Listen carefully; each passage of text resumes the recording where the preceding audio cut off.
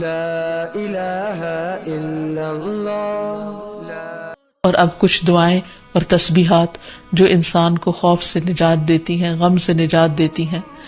سب سے پہلے تو رسول اللہ صلی اللہ علیہ وسلم کی ایک حدیث کہ آپ نے فرمایا جو رات سے خوف آئے کہ وہ اسے پریشان کرے گی، کچھ لوگوں کو اندھیرے سے ڈر لگتا ہے، یا مال کے ساتھ بخل کرے کہ وہ خرچ ہو جائے گا، یعنی کسی کو کچھ دیتے ہوئے اس کے دل میں گھبراہٹ ہوتی ہے، یا دشمن کے ساتھ بزدلی کرے کہ وہ اسے قتل کر دے گا، یعنی دشمن کا خوف ہو جان سے جانے کا، تو اسے چاہیے کہ وہ اس قول کی کثرت کر دے سبحان اللہ و بحمدہ، سبحان اللہ و بحمدہ، سبحان اللہ و بحمدہ، سبحان اللہ و بحمدہ، سبحان اللہ و بحمدہ، سبحان اللہ و بحمدہ، سبحان اللہ و بحمدہ، سبحان اللہ و بحمدہ، سبحان اللہ و بحمدہ.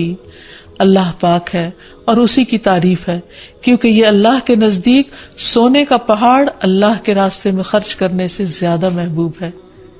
یعنی اتنی قیمتی تسبیح ہے کہ اگر ایک انسان اللہ کے راستے میں ایک پہاڑ صدقہ کرے تو اس سے بھی زیادہ اس تسبیح کا فائدہ اور اثر ہوگا. کتنے مختصر سے کلمات ہیں جن میں اللہ تعالیٰ کی حمد و ثنا بیان ہوئی ہے. یعنی انسان اس وقت تک ذکر اور ورد کرتا رہے جب تک کہ اس کا دل سکون میں نہ آ جائے. لا الہ الا اللہ.